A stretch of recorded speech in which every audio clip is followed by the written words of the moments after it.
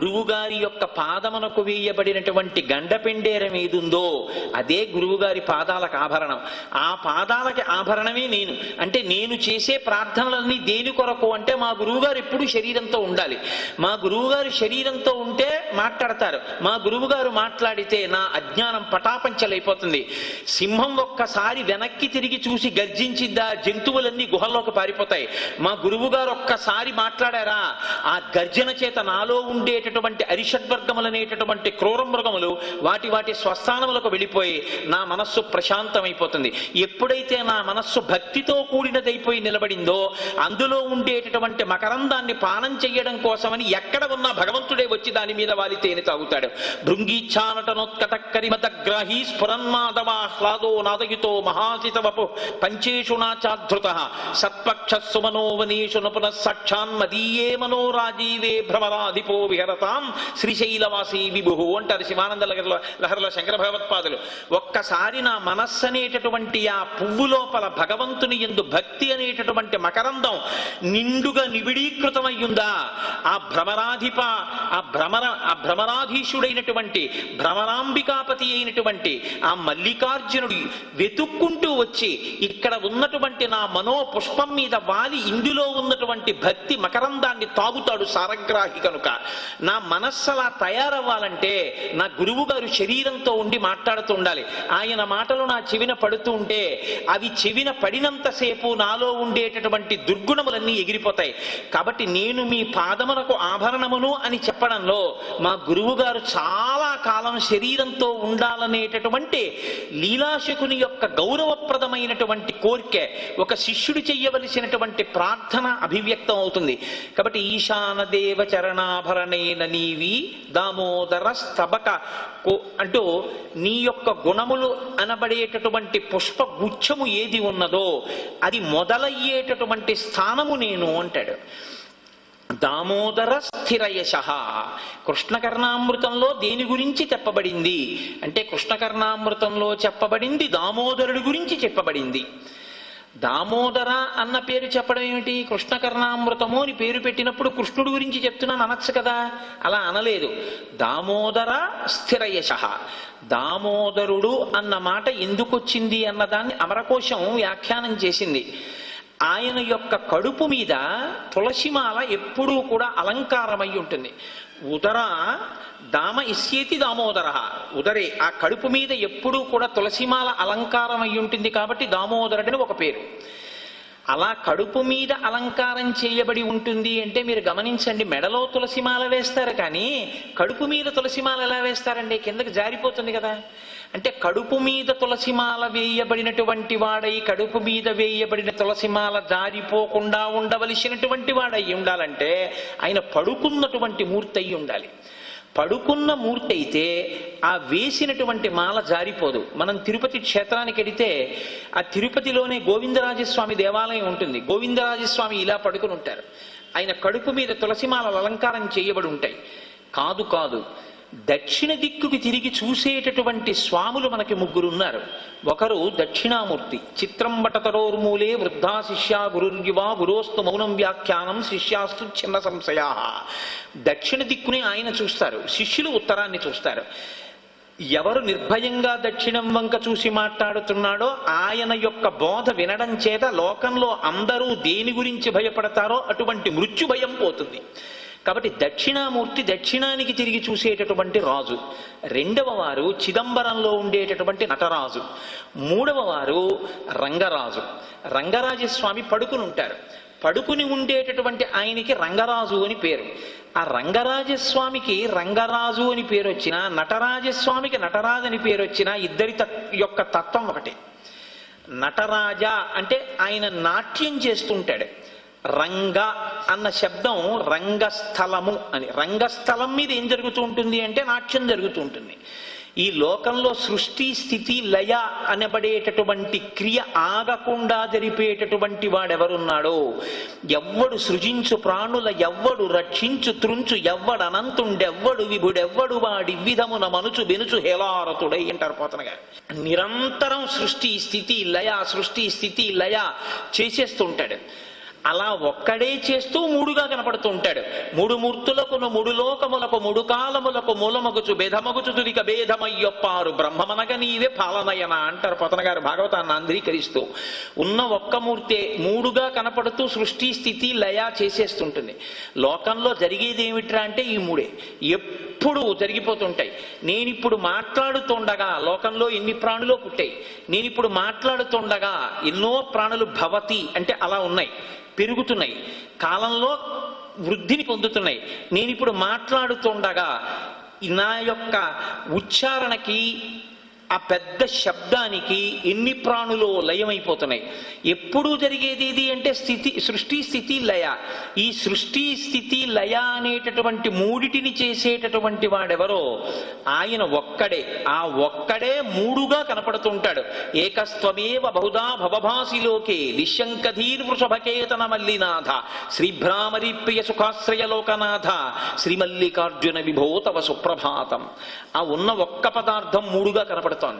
ఆ మూడుగా కనపడేటటువంటి ఒక్క పదార్థం ఏదుందో అది అజ్ఞానాన్ని పోగొట్టడం కోసం, మృత్యుభయాన్ని పోగొట్టడం కోసం అన్ని ప్రాణులు చిట్ట చివర దక్షిణ దిక్కుగా వెళ్ళిపోయి ఊరికి దక్షిణాన ఉండేటటువంటి శ్మశాన వాటికి చేరుతాయి. దక్షిణ దిక్కున ఉండేటటువంటి యమధర్మరాజు గారి పాశం మెడలో పడితే శరీరం పడిపోతుంది. తల్లిదండ్రుల యొక్క మనస్సుల మీద కాముని యొక్క పాశం పడితే మన యొక్క జననం కలుగుతుంది. ఈ మృత్యుభయాన్ని పోగొట్టగలిగినటువంటి వాడెవరు, ఈ ఉపాధిలో ఉండగా మనకి జ్ఞానం కలిగేటట్టు చెయ్యగలిగిన వాడెవరు అంటే ఆ చిదంబరంలో ఉన్న నటరాజు రంగరాజు.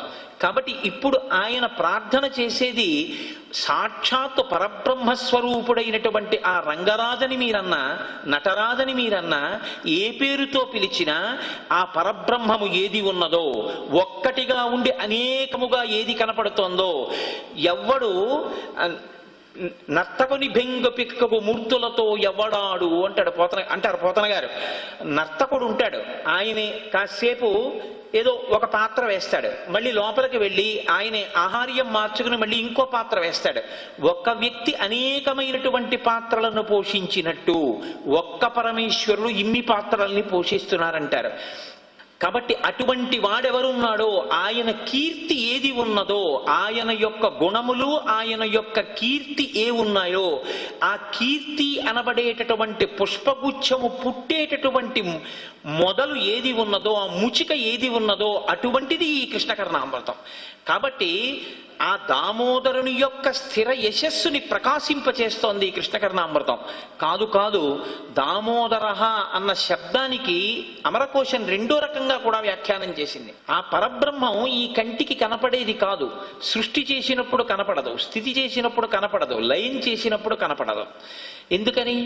అమ్మ కడుపు లోపల ఏ పదార్థం చర్మము, రక్తము, మాంసము, కొవ్వు, అస్థి, శుక్ల, మేధ అనబడేటటువంటి 7 పదార్థముల యొక్క సంఘాతాన్ని ఎవరు తయారు చేశారు?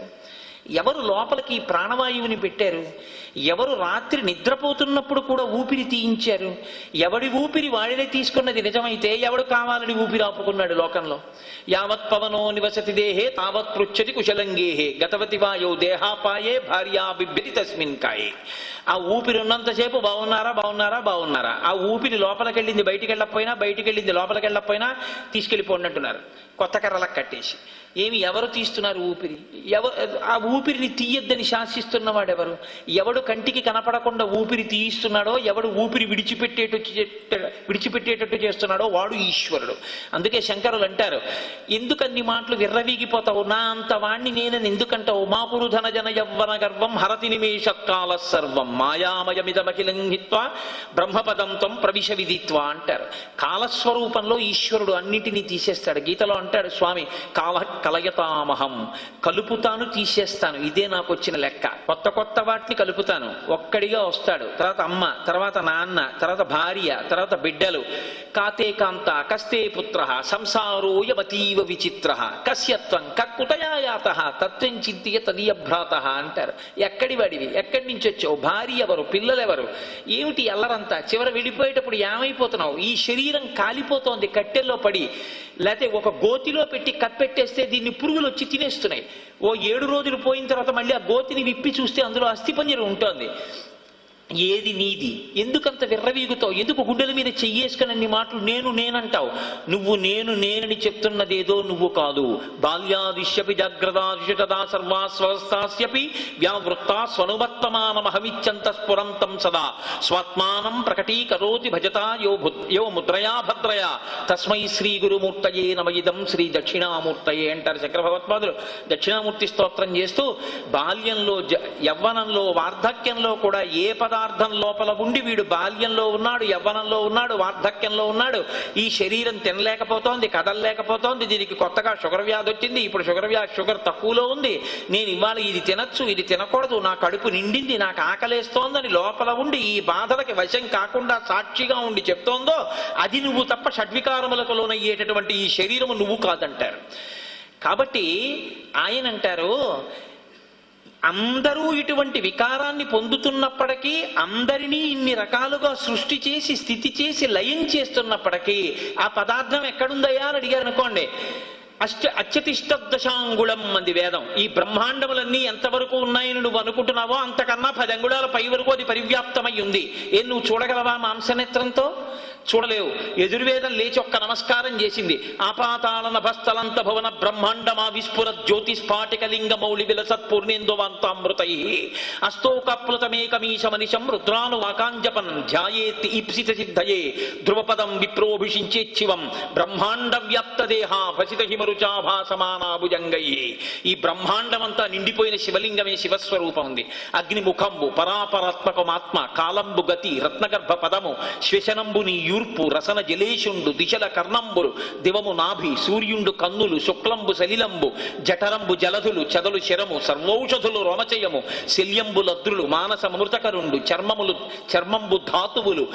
ఇటువంటి స్వరూపాన్ని నువ్వు ఏ మాంసనేత్రం పెట్టి చూస్తావు? నీ మాంసనేత్రం చేత నువ్వు చూడలేవు కాబట్టి భక్తితో నువ్వు ప్రార్థన చేస్తే నువ్వు చూడడానికి వీలుగా అంతటా నిండిపోయిన పరమాత్మ ఒక రూపాన్ని పొందాడు. వేదాహమేతం పురుషం మహాంతం ఆదిత్యవర్ణం తమసస్తు పారే సర్వాణి రూపాణి విచిత్య ధీరా నామాని కృత్వాభివదం యదాస్తే. ఈ మాంసనేత్రంతో చూడ్డానికి వీలైన రూపంలోకి ఒదిగాడు. ఇలా ఒదిగిన వాడెవడో వాడు దామోదరుడు. వాడు ఎంతగా లొంగిపోతాడంటే భక్తికి, కట్టేటటువంటి వాడు కట్టగలడా కట్టలేడా దీంతో సంబంధం ఉండదు. భక్తితో వెంట పడితే దొరికేటటువంటి లక్షణం ఉన్నటువంటి వాడెవరో వాణ్ణి దామోదరుడిని పిలుస్తారు. అందుకే దామ్నా ఉదరే మాత్రాతి బద్ధ దామోదర. ఎవరు అమ్మ పరమేశ్వరుడి యొక్క కడుపుని ఆవుల్ని దూడల్ని కట్టగా ఇంకా కట్టడానికి పనికిరాక అరిగిపోయినటువంటి తాళ్లు పక్కన పారేస్తే తాళ్లు తెచ్చి పశువుల యొక్క పాశములు విప్పేటటువంటి పరమేశ్వరుడు యొక్క కడుపుని పశుపాశములతో కట్టింది. కట్టబడ్డాడు. దేనికి కట్టబడ్డాడు? నేను పశువుల పాశాన్ని విప్పేటటువంటి వాణ్ణి, నేను పశుపాశములతో కట్టబడ్డం ఏమిటమ్మా, ఇది ధూర్తతనం, ఇలా నేను కట్టబడేవాణ్ణి కాను అని ఆయన అనలేదు. నేను కడతానని వెంటపడింది యశోద, పట్టుకుంటానని వెంటపడింది, పరిగెత్తింది. నిజంగా పట్టగలదా పరమేశ్వరుణ్ణి? చిన్న పిల్లవాడిగా ఉన్నాడు చూడ్డానికి. అమ్మ ఎక్కడ కట్టేస్తుందో ఎక్కడ కొట్టేస్తుందో అని బెంగ పెట్టుకున్న వాళ్ళ ఇలా కళ్ళు నులిమేసుకుంటున్నాడు.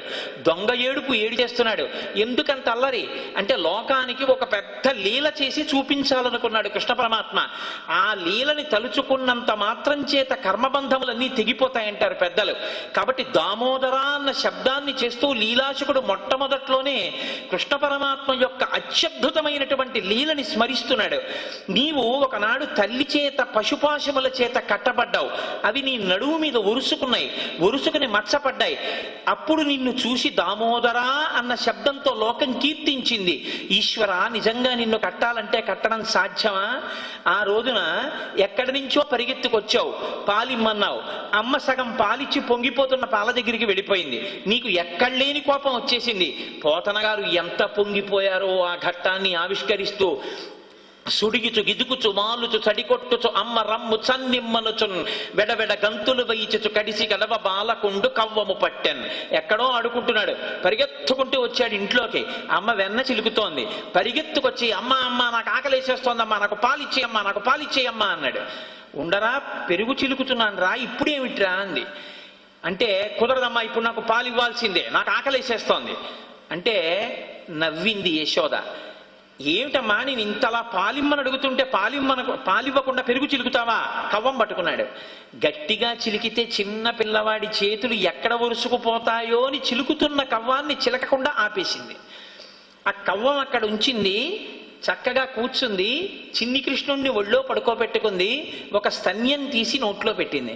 పిల్లవాడు పాలు తాగుతూ అమ్మ మెడలో ఉన్న హారాల్ని చేత్తో పట్టుకుని అమ్మ ముఖం వంక చూసి ఆడుకుంటున్నాడు. ఇంతలో కృష్ణ పరమాత్మ లోకానికి ఒక గొప్ప విషయాన్ని ఆవిష్కరించాలనుకున్నారు. పొయ్యి మీద పెట్టిన పాలు పొంగుతున్నాయి. చూసింది యశోద. చూసి పిల్లవాడికి మళ్ళీ పాలిద్దామని గబగబా తీసి పక్కన పీట మీద కూర్చోబెట్టి ఆ పాలు దింపడం కోసమని వెళ్ళింది. అప్పుడు పొయ్యిలు ఉండేవి, కట్టెల పొయ్యిలు. కాబట్టి ఆ కట్టెలను దిగజార్చి ఆ పాలు కిందకి దింపేయాలి. చూశాడు.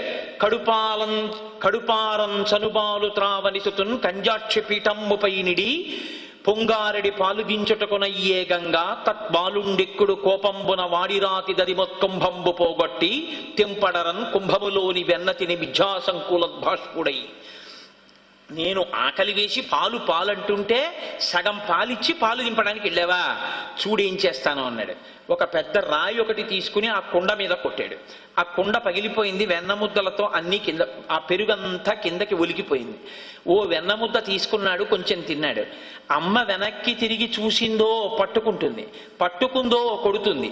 అందుకని ఏమీ తెలియని వాళ్ళ మిథ్యాసంకులద్భాష్పుడై దొంగ ఏడుపు ఏడుస్తూ ఆ వెన్నముద్ద పట్టుకుని పక్కనున్నటువంటి గోడ దగ్గరికి వెళ్ళి ఓ రోలు ఒకటి తిరగేసి దాని మీద నించుని అక్కడ ఉన్నటువంటి కోతులకి వెన్నబెడుతున్నాడు.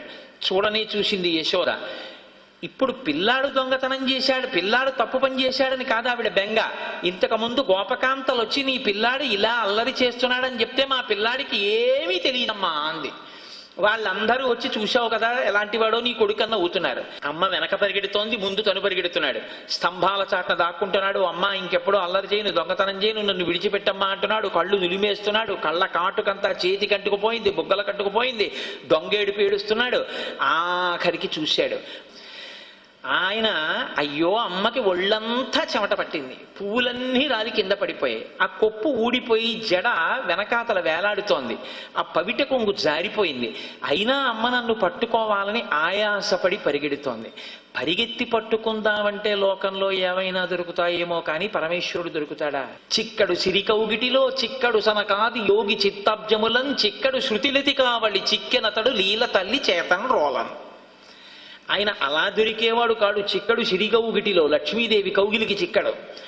చిక్కడు సిరికౌగిటిలో చిక్కడు సనకాది యోగి చిత్తాబ్జములన్ సనకాది మహర్షుల యొక్క గుండెల్లో చిక్కడు. చిక్కడు శృతిలతి కావలి వేదమంత్రముల చేత కూడా ఆయన్ని ప్రతిపాదించడం కుదరదు.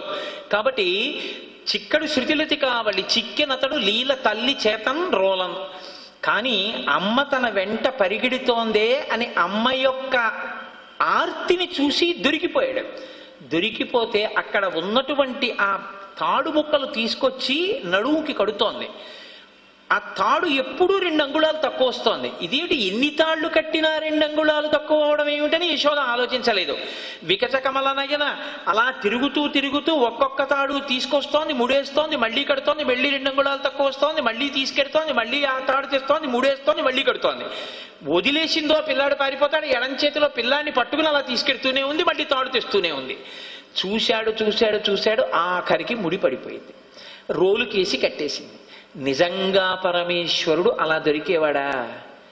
భీష్మాచార్యులు వారు స్తోత్రం చేస్తూ అంటారు, కుప్పించి ఎగసిన కుండలంబుల కాంతి గగన భాగం బెల్ల కప్పికొనక ఉరికిన ఓర్వక నుదరంబులోనున్న జగముల వ్రీగుల జగతి కదుల.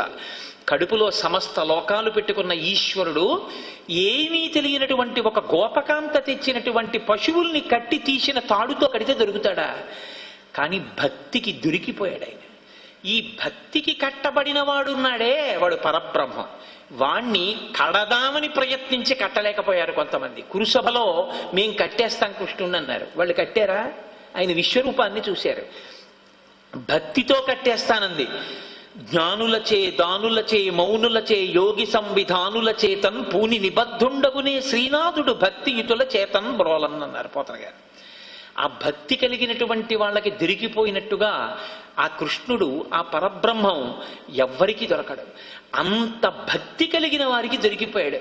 కాబట్టి భక్తికి లొంగిపోయేటటువంటి స్వరూపం ఉన్నవాడా అని సంబోధన చెయ్యడం కోసమని దామోదర అన్న శబ్దాన్ని ప్రయోగం చేశారు. చెప్తున్నది కృష్ణకర్ణామృతం. ఆ కృష్ణకర్ణామృతంలోనే శ్రీకృష్ణ భగవానుడు దామోదర అన్న నామాన్ని కీర్తినామంగా ఆయన సంపాదించుకున్నటువంటి నామం, లోకానికంతటికీ భక్తి యొక్క వైశిష్ట్యాన్ని వెల్లడించిన నామం. కాబట్టి దామోదర స్థిరయశ స్తబకోత్కమేన, ఆ భగవంతుడు దామోదరుని యొక్క కీర్తిని ఆవిష్కరించేటటువంటి పుష్పగుచ్ఛంగా నేను ఇవాళ ఈ కృష్ణ కర్ణామృతాన్ని లోకానికి అందించేటటువంటి ప్రయత్నం చేస్తున్నాను. లీలాశుకేన రచితం తవ దేవ కృష్ణకర్ణామృతం వహతు కల్ప శతాంతరేపి.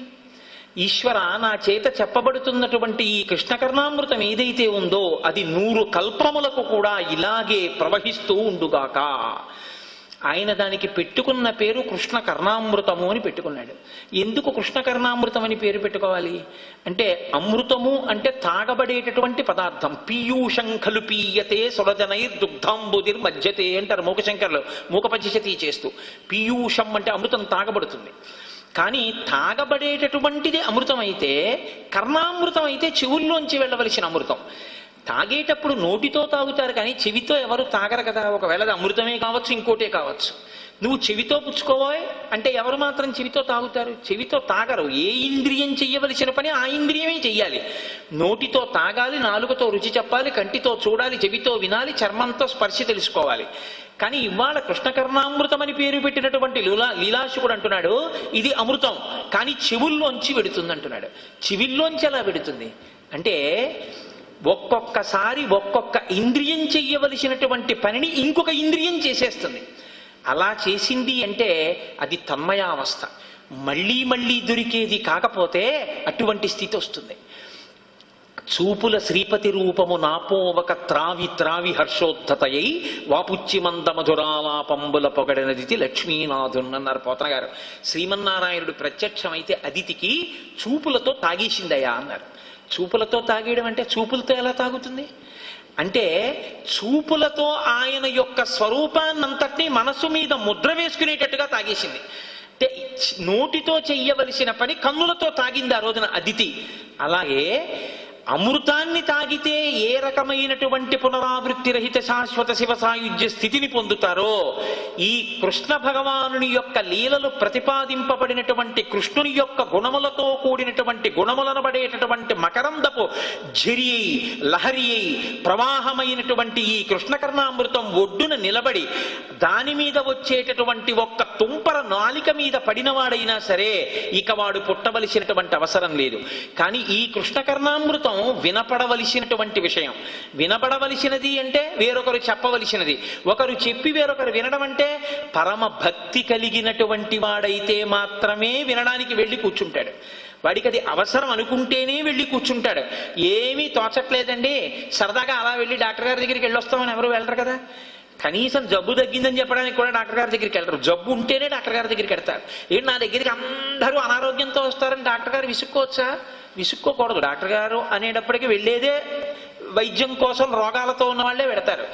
అలాగే ఎవరు ఆర్తి కలిగిన వాళ్ళో, ఎవరు భగవంతుణ్ణి తెలుసుకోవాలనుకుంటున్నారో, ఎవరు ఈ మనుష్య జన్మలో మనుష్య జన్మ యొక్క ప్రయోజనాన్ని పొందాలనుకుంటున్నారో అటువంటి వారు భగవంతుడైనటువంటి కృష్ణుని గురించినటువంటి విషయాన్ని తెలుసుకోవడం కోసమని అత్యంత వినయ విధేయతలతో వెళ్ళి కూర్చుని శ్రవణం చెయ్యవలసినటువంటి విషయం కృష్ణ కర్ణామృతం.